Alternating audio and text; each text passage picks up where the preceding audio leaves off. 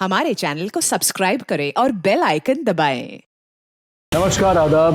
Crime petrol सतर्क के आज के एपिसोड में मैं अनूप सोनी आप सबका स्वागत करता हूं। वैसे तो हमारा समाज कई मामलों में काफी बुलंदियां छू रहा है, लेकिन आज भी इस समाज के ऐसे कई रूप हमारे सामने आते हैं जिससे ये पता चलता है कि यही समाज दुगनी रफ्तार से दलदल में भी घुसता जा रहा है। एक ऐसा दलदल जिससे निकलने में हमारे देश को और कितना वक्त लगेगा ये किसी को भी नहीं पता। हमारे 30 दिन 30 कहानियों की श्रृंखला में ये केस इस बात का सबूत है और इस पर अपने विचार रखेंगे जाने माने पत्रकार और हमारे आज के मेहमान साहिल जोशी।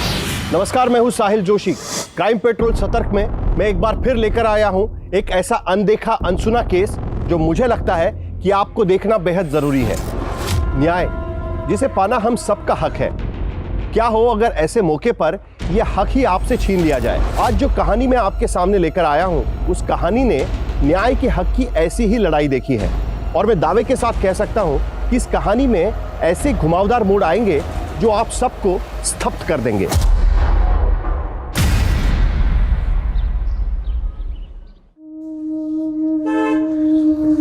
अरे जल्दी करो, आगे वो लोग। आइए आइए। नमस्ते भाई साहब। नमस्कार भाई साहब। नमस्कार। आइए आइए। खुश रहो बेटा, खुश रहो। भाभी जी नहीं आई? वो क्या है ना कि योगेश का एग्जाम है तो इसलिए माँ बेटा घर पर ही रह गए। अच्छा, आइए आइए। कोई तकलीफ तो नहीं हुई ना आने में? नहीं, हमें तो आने में कोई तकलीफ नहीं हुई, बहुत आराम से आए हैं हम लोग। तो वो क्या ना रास्ते में एक जगह थोड़ा चाय वाय पीने के लिए रुक गए थे।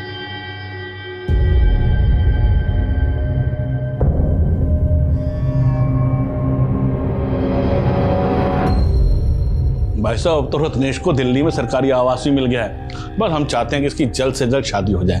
वैसे इसमें नहीं, 32 साल का होने वाला है। भाई साहब, अगर आप शादी नहीं करेंगे तो फिर हम कब करेंगे? सही सोचा आपने। कुछ लेन देन की बात करनी है तो कर लेते हैं। अरे भाई साहब, रत्नेश के लिए हमें आपकी बिटिया नीलम बहुत अच्छी लगी। बस 6-7 दिन का हमें वक्त दीजिए, बस हम भी अच्छी तरह से सोच विचार कर लें और घर जाकर इसकी माँ से बात कर लें, फिर बताते हैं आपको।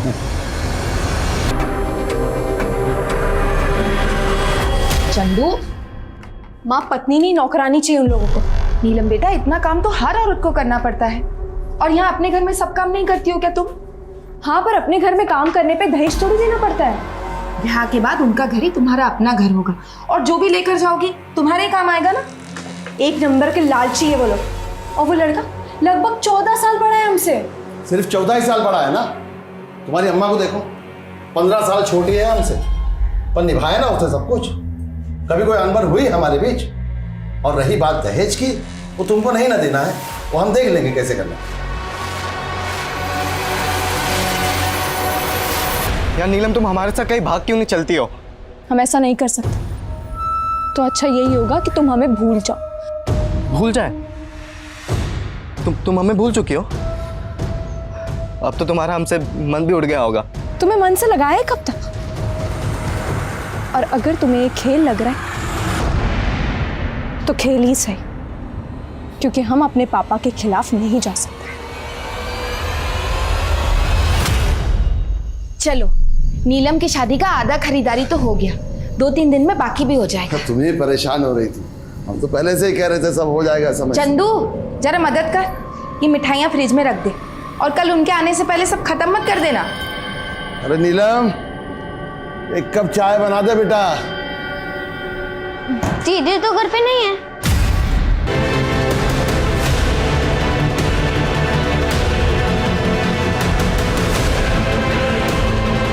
कितने बजे गई थी दीदी? आपके जाने के थोड़ी देर बाद, शायद आधे घंटे बाद।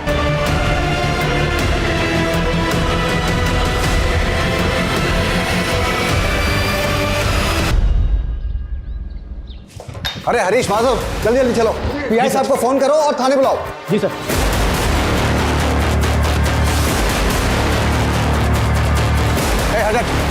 हटो।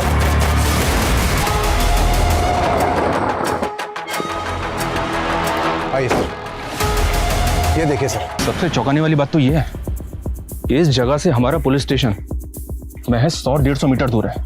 सर, इस लड़की का नाम नीलम पासवान है। भीड़ में कुछ लोग इस लड़की को पहचानते हैं। यहाँ से 2-3 किलोमीटर दूर ही इसका घर है। सर, कुछ लोगों ने इसके घर पे ऑलरेडी खबर पहुंचा दी है।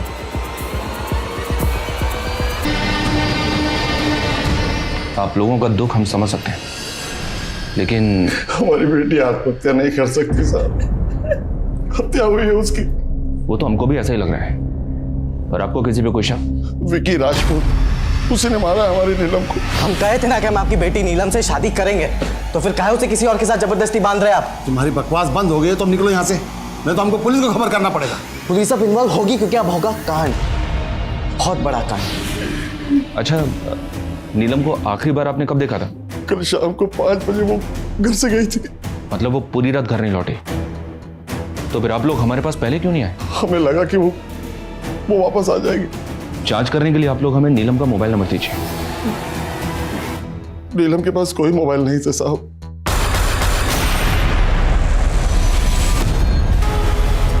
देखिए, हमारा बेटा विकी हमारे साथ नहीं रहता है, वो आसपास के किसी दूसरे गांव में रहता है। आसपास के गांव में किसके साथ रहता है, कहाँ रहता है, ये तो पता होगा ना? हमें कुछ नहीं मालूम इस वक्त वो कहाँ है। 24 घंटे के अंदर अंदर अगर वो थाने में हाजिर नहीं हुआ ना, तो पूरे परिवार को अंदर डाल दूंगा।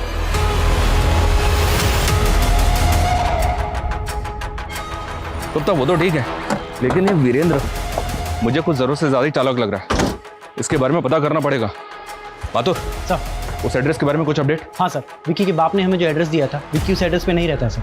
और सर वो ज़मीन जहाँ पे हमें नीलम की लाश पेड़ से लटकी हुई मिली, वो ज़मीन भी विक्की और उसके बाप के नाम ही है। वैसे ये दोनों बाप बेटे हैं तो दबंग, कहीं ऐसा तो नहीं कि ये कांड करने के बाद ये हमें ही चैलेंज कर रहे हो? इस विकी के लिए लुकआउट नोटिस जारी करो। ये लड़का मुझे जल्द से जल्द अंदर चाहिए।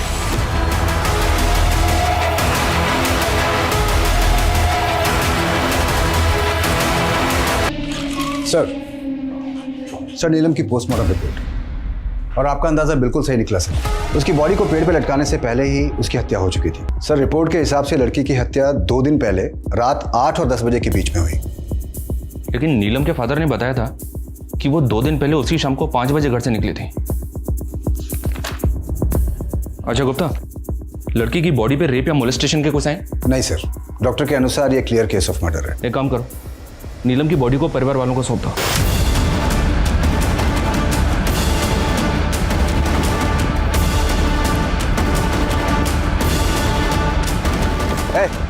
चल,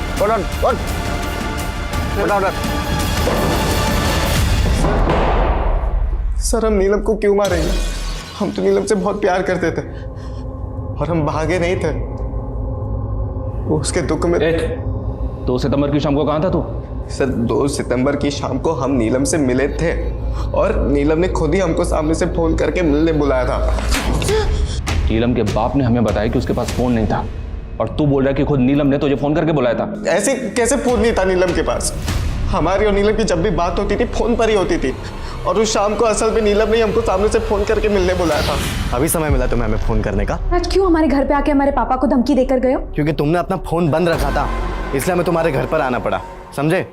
और अभी हमारे पास आ रहे हो या हम दोबारा आए तुम्हारे घर पे तुम्हें लेने के लिए? नहीं, देखो हम आ रहे हैं, लेकिन आज आखिरी बार तुम हमसे मिल रहे। सर हम तो उसको अपना बनाना चाहते थे, लेकिन नीलम ने सब कुछ खत्म कर दिया था हमारे साथ, और फिर वो चली गई। नीलम के वहाँ से जाने के बाद वो कहाँ गई, किससे मिली, क्या हुआ क्या नहीं हुआ, हमें सच्ची कुछ नहीं पता। मतलब तू सच ऐसे नहीं उगलेगा?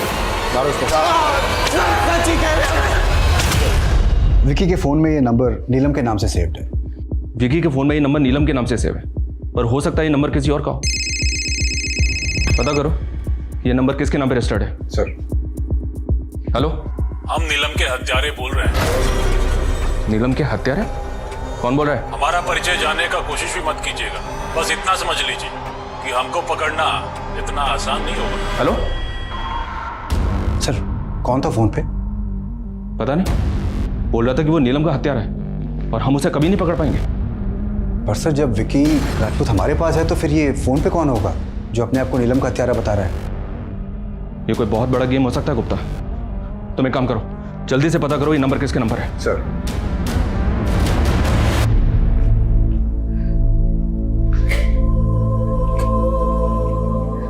सोनम चाची अब बस कीजिए, कब से रोई जा रही है।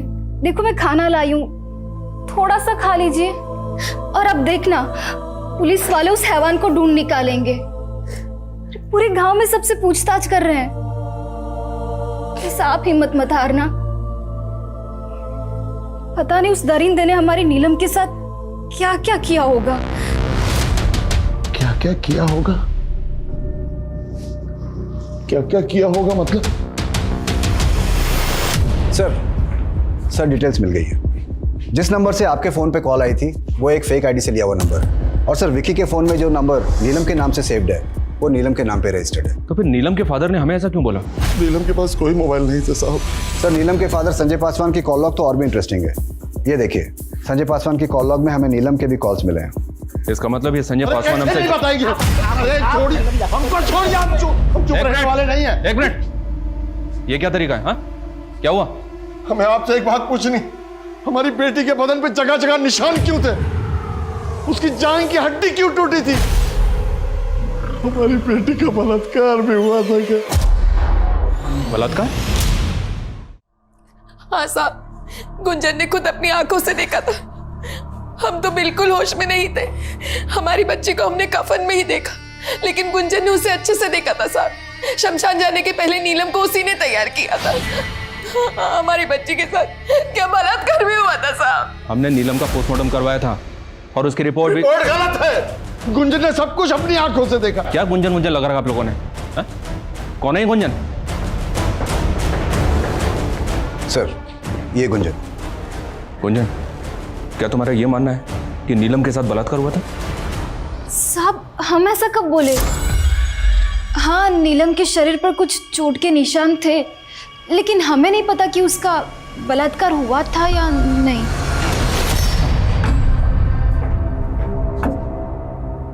गुंजन से बात की हमने। उसने तो हमसे कहा कि उसने आपको ऐसा कुछ भी नहीं बताया कि नीलम का रेप हुआ था या नहीं। गुंजन से जो बस, बहुत नाटक हो गया आपका। अब इस सवाल सिर्फ हम पूछेंगे और आप जवाब देंगे। आपने हमसे झूठ क्यों बोला कि नीलम के पास फोन नहीं था, जबकि उसके पास फोन था? जिस रात को वो मिसिंग हुई थी, आप लोग उसी रात को हमारे पास क्यों नहीं आए उसकी रिपोर्ट लगाने के लिए? उस रात हम इसलिए आपके पास नहीं आए थे कि नीलम ने घर से जाते वक्त आखिरी कॉल विक्की को किया था। हमको लगा नीलम विक्की के साथ भाग गई है। हम नहीं चाहते थे हमारी और भी बदनामी। मान लेते कि आप सच्चे हैं, तो नीलम अपना फोन उस दिन घर पे छोड़ के क्यों गई? कुछ हफ्ते पहले ही हमने नीलम का फोन उससे ले लिया था। पापा, मैडम के मजनू का कॉल है, पूरे गांव में नाक कटवा दिया हमारी। अभी भूषण भाई बता के गए हमको। जला आज से ये फोन तुमको नहीं मिलेगा। हम नहीं चाहते कि कोई उसे देखे और बेटी की बदनामी हो। आप चाहते तो हम लाके वो फोन दिखा सकते हैं आपको। गुप्ता सर, ये तो कहानी पे कहानी बनाया जा रहा है। तुम एक काम करो, इसको यहीं पे रोक के रखो और माथुर से कहो कि इसके घर से नीलम का फोन जब्त करे तुरंत। जी सर।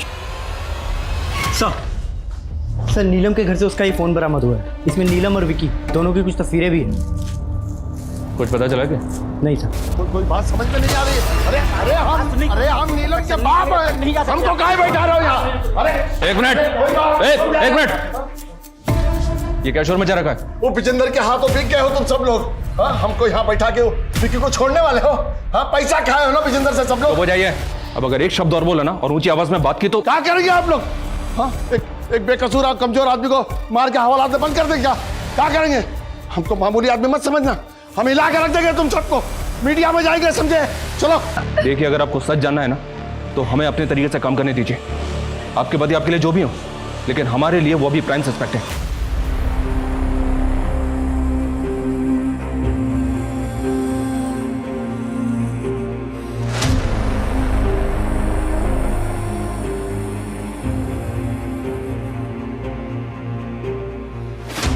इस केस में पुलिस ने जितनी भी कोशिशें की थी, उन सभी कोशिशों से अब तक वो किसी भी नतीजे पर नहीं पहुंच पा रहे थे। नीलम के पिता संजय पासवान और उसका बॉयफ्रेंड विक्की राजपूत दोनों ही लॉकअप में बंद थे। गांव में होने वाली एक बड़ी राजनीतिक रैली की वजह से इस केस की इन्वेस्टिगेशन पर एक पूर्ण विराम सा लग गया था। वहीं दूसरी तरफ नीलम की मां सोनम पासवान हार मानने वालों में से नहीं थी। उनकी हिम्मत जरूर टूटी थी, लेकिन उनके हौसले अब भी बुलंद थे। अरे यार, इतनी जल्दी इस गांव में आ गए। 3 दिन बाद रैली है, अभी से इस गांव में क्या करेंगे हम लोग?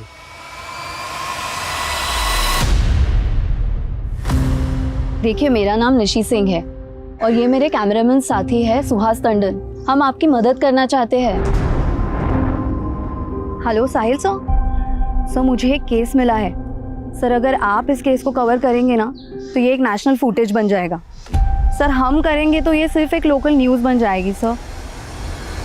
पत्रकार निशी सिंह एक राजनीतिक रैली कवर करने के लिए जिस गांव में गई थी, उस गांव में उसे दिल दहलाने वाली और एक मार्मिक कहानी मिली। अब ऐसी जगहों पर राजनीतिक रैली करने का क्या फायदा जहां पर इंसानियत दिन दहाड़े फंदे पे लटकी हो। संवाददाता निशी सिंह ने इस केस के बारे में जो जानकारी इकट्ठा की है उसके मुताबिक पुलिस का शक नीलम पासवान के बॉयफ्रेंड विकी राजपूत और उसके पिता संजय पासवान पे है। लेकिन आखिर इस केस की सच्चाई क्या है? या नीलम के पिता संजय पासवान का इस केस से कोई लेना देना है? आइए चलते हैं संवाददाता निशी सिंह के पास। नीलम पासवान की मौत ने पूरे देश को हिलाकर रख दिया है। आज ऑपोजिशन पार्टी के नेता श्री कुंदन मेहता नीलम पासवान की मां से मिलने आए हैं, जो यहां पुलिस स्टेशन में कई दिनों से बैठकर अपनी बेटी के लिए न्याय मांग रही है। नीलम पासवान केस में एक महत्वपूर्ण खबर। नीलम पासवान केस अब Delhi rape and murder case में चर्चित रहे IIA के सीनियर ऑफिसर आदिल खान के हवाले कर दिया गया है।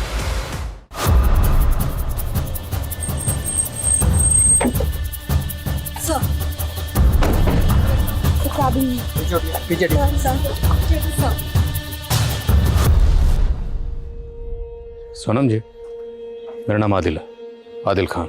मैं इस केस का नया इन्वेस्टिगेटिंग ऑफिसर हूँ। सबसे पहले तो मैं आपसे हाथ जोड़कर माफ़ी मांगता हूँ, जो आपके और आपके परिवार के साथ ज्यादती है और आपकी बेटी को इंसाफ मिलने में देरी हुई।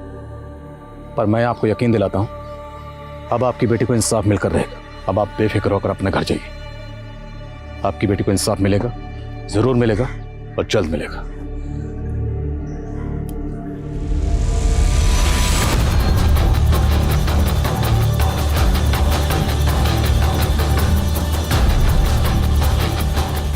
Cause of death, strangulation. विसरा के कागज कहीं दिख नहीं रहे? विसरा? यस, विसरा। मौत अगर सस्पिशियस सर्कमस्टांसेस में हो तो विसरा तो करवाना पड़ता है।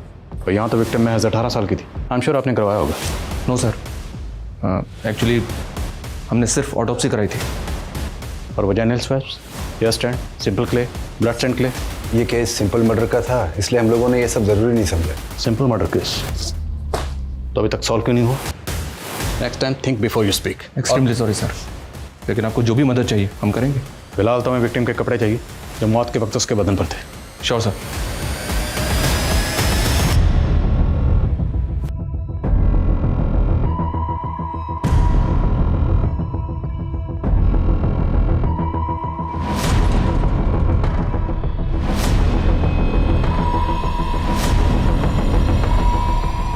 इन कपड़ों को तुरंत फोरेंसिक भेजो। लड़की के साथ मोलेस्टेशन या रेप हुआ था या नहीं, सबसे पहले मुझे यही जानना। सर, विक्टिम की बॉडी को आपने इतनी जल्दी रिलीज क्यों किया? दरअसल सर, नीलम का जो लवर है विक्की, उसका फादर मीडिया में आके कुछ स्टेटमेंट दे रहा है। देखिए, गुस्से में आके हमसे कुछ गलत हो गया है। जो हुआ वो नहीं होना चाहिए था, इसलिए हम IIA को सब कुछ सच सच बता देना चाहते हैं। कैसा सच सच?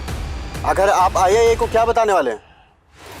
देखिए, इस लड़की नीलम की हत्या के हम असल राजदार हैं। बाकी तो जांच का विषय है। इस समय हम आपको बस इतना ही बता पाएंगे। कहिए, क्या राज जानते हैं? हम नहीं मरवाया है नीलम पासवान को। अपने बेटे को बचाने के लिए उसका इल्जाम अपने सर पर ले रहे हैं? हम किसी को नहीं बचा रहे सर। हम नहीं मरवाया उस लड़की को। उस लड़की के कारण हमारा बेटा हमारे हाथ से निकला जा रहा था और हमने इंस्पेक्टर अखिलेश श्रीवास्तव को फ़ोन करके चुनौती दी थी। दरोगा जी, हम नीलम के हत्यारे बोल रहे हैं। प्लान तो अच्छा था, लेकिन महज आपके कह देने से या एक फ़ोन कॉल से कुछ बदलने वाला नहीं है। आपका बेटा नहीं बचेगा। जाने दो इन्हें, ये हमारा वक्त बर्बाद करने आया है।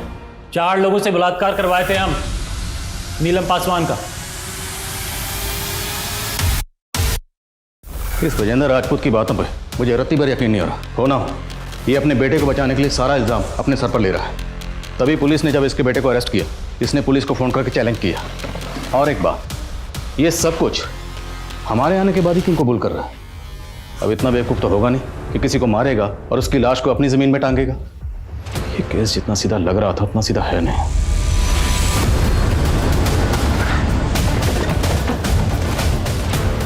गुंजन, तुम्हें बिल्कुल भी डरने या घबराने की ज़रूरत नहीं। जो तुमने देखा था बिल्कुल साफ साफ कहो, खुल के बोलो। नीलम की कौन सी जांघ की हड्डी टूटी है? सब बाएं जांघ की। अब आप चुप क्यों? आपको तो पता होगा ना। बाएं जांघ की हड्डी, नीलम की बाएं जांघ की हड्डी तोड़वाई थी हमने।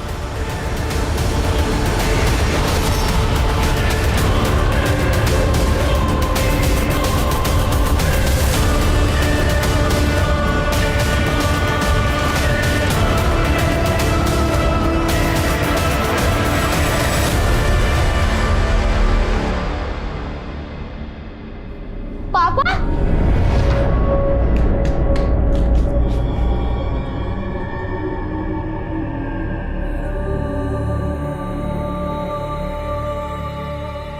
कैसे आप?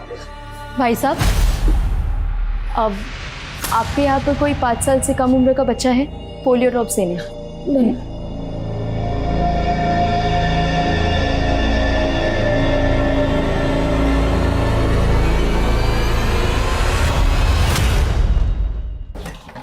सर, नीलम के कपड़ों की फॉरेंसिक रिपोर्ट आ गई है। इस पे 4 अलग अलग लोगों के डीएनए मिले। इससे साबित होता है कि 4 लोगों ने नीलम का बलात्कार किया था। 4 लोग?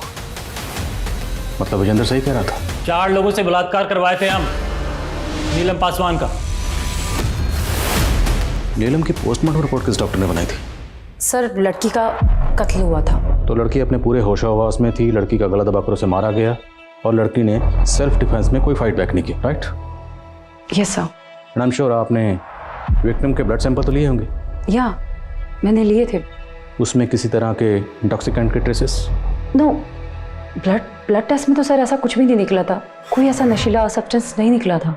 अब मुझे एक बात समझाइए, अगर किसी शख्स का गला दबाकर उसे मारने की कोशिश की जाए और वो शख्स अपने पूरे होश-ओ-हवास में हो, तो क्या वो सेल्फ डिफेंस के लिए हाथ पैर नहीं मारेगा, कुछ भी नहीं करेगा? और आपने अपनी पोस्टमार्टम रिपोर्ट में रेप को रूल आउट किया, जबकि फोरेंसिक रिपोर्ट ने कंफर्म किया है कि विक्टिम के साथ 4 लोगों ने रेप किया था। और आपकी रिपोर्ट में ऐसा कुछ नहीं। क्यों? क्योंकि आपने अपना ज़मीर बेच दिया। बंटी, आबिद, गुड्डू और मुन्ना, ये चारों हमारी साइट पर दिहाड़ी पर काम करते थे। ये चारों अब कहाँ पे? पता नहीं। हमने चारों को पैसे दिए थे और कहा था कि लड़की के साथ जो चाहे करना, फिर उसको मार के 2-4 हफ्तों के लिए कहीं गायब हो जाना। आखिर वो कौन है जिसने नीलम की पोस्टमार्टम रिपोर्ट को मैनिपुलेट किया? हमें उस शख्स का जल्द से जल्द पता लगाना होगा। हाँ श्रीवास्तव।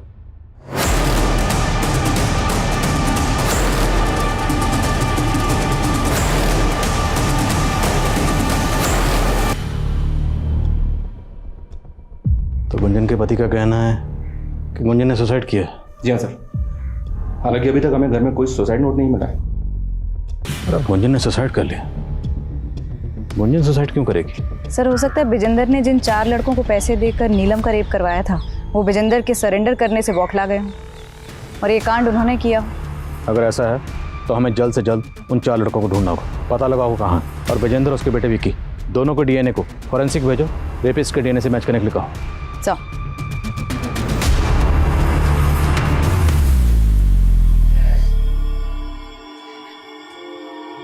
चंदू बेटा, तुमने बहुत दिनों से ठीक से कुछ खाया नहीं है। आज सुबह से भी भूखे हो। ये देखो, तुम्हारी फेवरेट क्रीम बिस्किट, खा लो। तेरी फेवरेट क्रीम बिस्किट माँ के आने से पहले जल्दी से फिनिश कर ले। थैंक यू दीदी। वैसे मेरे पास एक और बिस्किट है।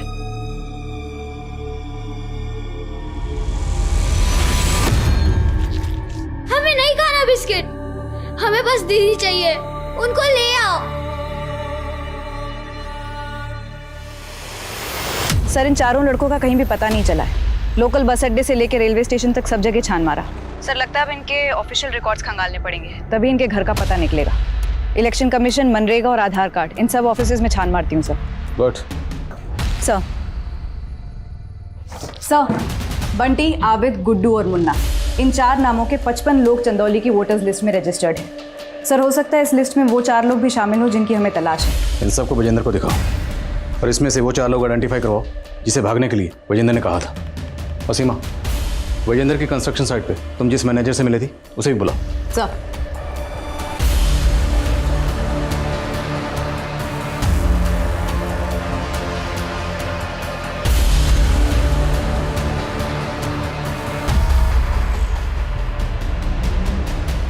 सर, विजेंद्र ने इन चारों मजदूरों को आइडेंटिफाई किया है जिनको उसने भगाया था।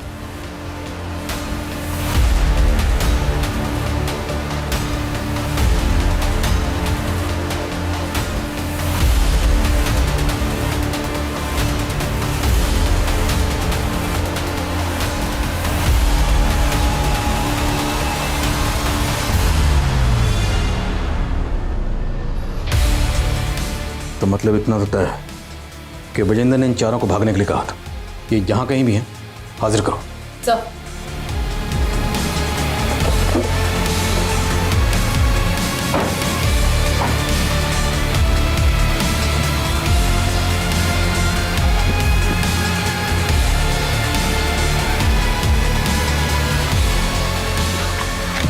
अरे मैडम, अरे बिठाओ से गाड़ी। अरे मैडम, मैंने किया क्या मैडम? सर, बंटी, मुन्ना और गुड्डू ये तीनों तो घर पर आए नहीं है, शायद अभी भी अंडरग्राउंड है, लेकिन आबिद मिल गया है। इस आबिद का डीएनए तुरंत फोरेंसिक में भिजवाओ। सर। साहब, हमने किसी का बलात्कार नहीं किया साहब। हमें तो ये भी पता नहीं था कि आप लोग हमें ढूंढ रहे हैं। तो फिर भागे क्यों थे? विजेंद्र साहब ने हमें 50-50 हज़ार रुपए दिए थे, बोले थे कि कुछ दिन के लिए अंडरग्राउंड रहना है। एक बार डीएनए रिपोर्ट आने दो, फिर पता चल जाएगा। उसके बाद तुम चारों को फांसी के तख्ते पर मैं लटकाऊंगा। सच बोल रहा हूँ साहब। सर, डीएनए रिपोर्ट आ गई है। आबिद सच बोल रहा है, उसने नीलम का रेप नहीं किया। तो फिर कौन? और अगर विजेंद्र इस कांड के पीछे नहीं है तो उसे ये कैसे पता कि नीलम का रेप? 4 लोगों से बलात्कार करवाए थे हम नीलम पासवान का।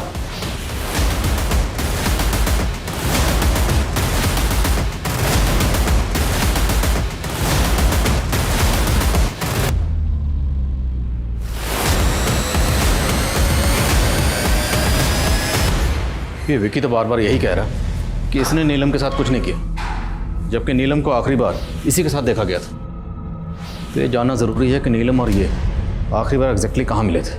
विशाल, निकालो इसे लॉकअप से। सर।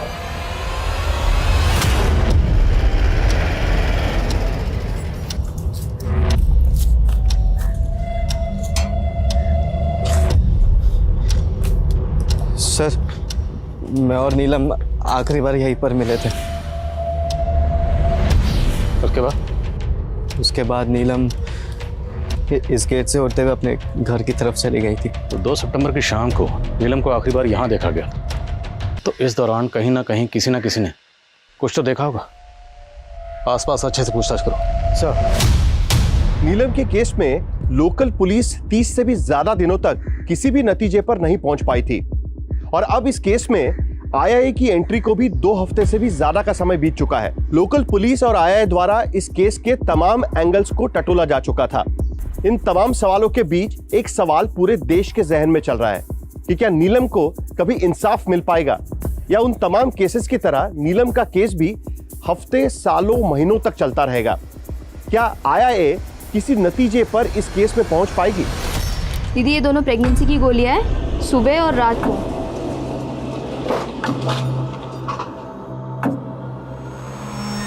लगता है ये दिल्ली पुलिस भी खाली आती जाएगी। कितना बुरा हुआ ना बेचारी लड़की के साथ। कौन, वो नीलम पासवान? हाँ, बेचारी का बलात्कार करके पेड़ से टांग दिया उसको, और बताइए किसी ने कुछ देखा तक नहीं। अब चल छोड़ना, तुझसे क्या कहना। क्या हुआ दीदी, आपने कुछ देख लिया था क्या? इस सब के पीछे ना किसी बड़े आदमी का हाथ है, तुझे तो पता ही है। रात में गांव में 9-10 बजे के बाद एकदम सन्नाटा हो जाता है, और उसके बाद कोई भी गाड़ी निकलती है तो साफ सुनाई देती है उसकी आवाज़। उस दिन भी निकली थी एक गाड़ी यहीं से, बस उसके आगे बम्पर नहीं था। कब? इस वाले रास्ते से? हाँ। ये लोग भी ना, पता नहीं इनको कि लोगों को मारने में क्या मजा आता है। चलिए आप ख्याल रखिए, मैं चलती हूँ। कंफर्म है ना? Yes sir. उस रात को एक रेड कलर की सेडान कार देखी गई थी। अगर हम उस रास्ते को फॉलो करें तो शायद हमारे हाथ कुछ लगे। सर, हमें इसी रास्ते को फॉलो करना है। अगर उस रात यहाँ इस इलाके में कोई गाड़ी आई थी तो वो इसी रास्ते से आगे गई होगी। विकी ने भी यही कहा था कि नीलम मुझसे मिलने के बाद इसी रास्ते से अपने घर गई थी, हो ना हो। इस रास्ते से हमें इस केस की कोई ना कोई लीड जरूर मिलेगी। सबसे पूछते रहो।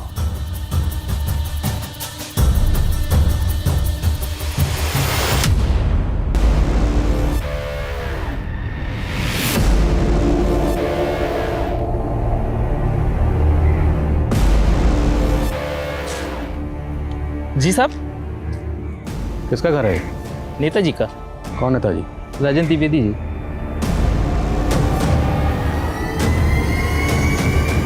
और ये गाड़ी, ये भी उनकी है? जी साहब।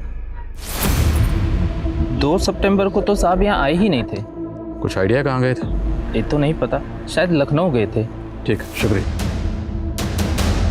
रूलिंग पार्टी का नेता, जो भी किया होगा बड़ी सफाई से किया होगा, और हो सकता है कि काफिला। उस औरत ने कहा था कि गाड़ी का बम्पर टूटा हुआ था, पर ये तो सही सलामत लग रही है। शायद रिपेयर करवाया गया हो। वही तो सबूत होगा अपने लिए।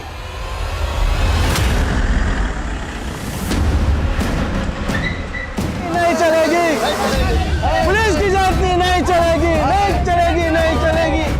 हाय हाय हाय हाय, नहीं चलेगी, नहीं चलेगी, नहीं चलेगी। चलो फोन काहे नहीं उठा रहे? उठा लीजिए, आपको पता चल जाएगा कि हम कौन है। नेताजी, जिस दिन आपकी गाड़ी का इंश्योरेंस क्लेम हुआ, ठीक उसी दिन नीलम पासवान की लाश, ये महज इत्तेफाक तो नहीं हो सकता। जब तक डीएनए रिपोर्ट फाइनल नहीं बन जाती, आपके ब्लड सैंपल्स हमारी निगरानी में रहेंगे। और एक बार डीएनए रिपोर्ट आने दीजिए, फिर देखता हूँ। ऑफिसर, ये क्या बकवास कर रहे हो तुम? अभी तो बकवास सामने। बेमतलब परेशान कर रहे हैं नेताजी को। उस लड़की का रेप हमने किया है। नेताजी, अपने पालतू से कहिए भौंकना बंद करे। अब आपको कोई नहीं बचा सकता। तूने रेप किया, एक बार डीएनए रिपोर्ट आने दे, सब साफ हो जाएगा रेप किसने किया।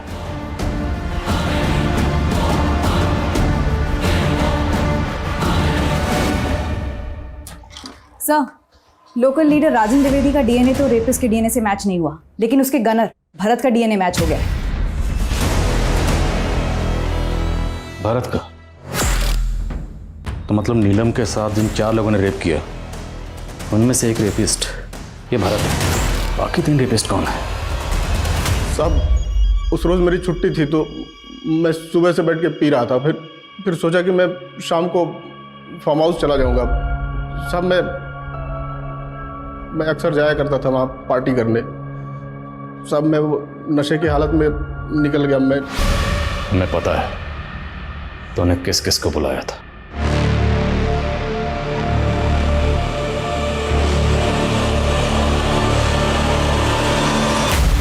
सर, हमें नहीं पता था कि वो ज़मीन जिस पे वो लाश लटकाई थी वो किसकी है, लेकिन जब हमें पता चला कि वो किसी विकी राजपूत की है और वो नीलम का दोस्त निकला, तो हमने इसका फ़ायदा उठाया और इसी तरीके से नीलम के बाप को भी हमने फंसाने की कोशिश की। हमने सोचा कि इस मर्डर केस में किसी एक बकरे को हलाल करके ये केस हमेशा के लिए क्लोज कर दे, लेकिन उस लड़की की माँ की वजह से ये केस लोकल लीडर और मीडिया में उछल गया। सर, हमें ब्रिजेंद्र का एंगल भी काफ़ी स्ट्रांग लगा था, लेकिन वो हमारे हिसाब से नहीं हो पाया। और वो कमज़ोर कड़ी थी ब्रिजेंद्र राजपूत का बेटा विकी राजपूत। ब्रिजेंद्र अपने बेटे को लेकर पहले से डरा हुआ था, और मीडिया में बवाल के बाद, हमारे आ जाने के बाद वो और डर गया, और तुम लोगों ने उसके इसी डर का फ़ायदा उठाया और उसे मजबूर किया कि सारा इल्ज़ाम अपने सर ले ले। देख लो ब्रिजेंद्र बाबू, वैसे भी मामला मीडिया में बहुत उछल चुका है। फांसी तो पक्का होगा, या हो सकता है एनकाउंटर भी करना पड़े, लेकिन अगर तुम कुछ करो तो मामला संभल भी सकता है। तुमको क्या लगा कि हमको कुछ पता नहीं चलेगा कि वो कॉल किसका था? दरोगा जी, हम नीलम के हत्यारे बोल रहे हैं। राजन द्विवेदी साहब के हम बहुत करीबी हैं। आज तुम काम आओ, कल हम आएंगे।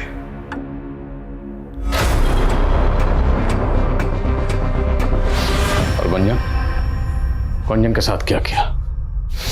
सर बताता हूँ। सर, इतना डराने धमकाने के बाद भी जब आप लोग उससे मिले तो उसने आपको सच सच बता दिया कि नीलम के बाएं जांघ की हड्डी टूट गई थी। सर, हम लोग डर गए थे, इसलिए उस रात उसके घर गए, और फिर सर हमें अगली खबर मिली कि गुंजन ने सुसाइड कर लिया है। तो ये था वो सिंपल मर्डर केस जिसकी तहकीकात को तुम तीनों शुरू से भटकाने में लगे हुए थे। तुम जैसे करीबियों से धोखा मिले तो कोई भी ऑफिसर मात खा सकता है, और यही हुआ इंस्पेक्टर श्रीवास्तव के साथ। तुम जैसे चंद पुलिस वालों की वजह से पूरा डिपार्टमेंट बदनाम है। विशाल, इनकी जरा स्पेशल धुलाई करो।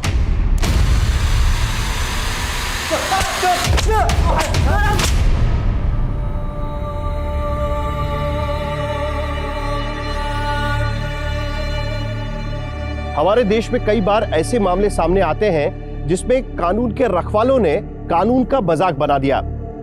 यह हादसे हमें यह सोचने पर भी मजबूर कर देते हैं कि अगर आम आदमी के लिए बनाई गई व्यवस्था ही आम आदमी के खिलाफ हो जाए तो वो कौन सा दरवाजा खटखटाए। सत्ता, लोकतंत्र, कानून या कानून के रखवाले, इनमें से कोई भी अगर आम या बेकसूर व्यक्ति के खिलाफ इस्तेमाल होता है तो समझ जाइएगा कि हमारे देश की जड़ों में दीमक लग चुका है। इस केस के सभी अक्यूज्ड इस वक्त जुडिशियल कस्टडी में हैं और IIA ने एक वाटर टाइट केस तैयार किया है ताकि समाज के सामने हमारी न्याय व्यवस्था का एक सही उदाहरण पेश किया जा सके और आम जनता के मन में कानून को लेकर विश्वास फिर से पैदा किया जा सके। अब मैं अनूप सोनी आपसे विदा लेता हूं। फिर मुलाकात होगी क्राइम पेट्रोल सतर्क में एक और नए केस के साथ। तब तक अपना और अपने परिवार का ख्याल रखें, सतर्क रहें, सुरक्षित रहें और देखते रहें क्राइम पेट्रोल सतर्क। जय हिंद।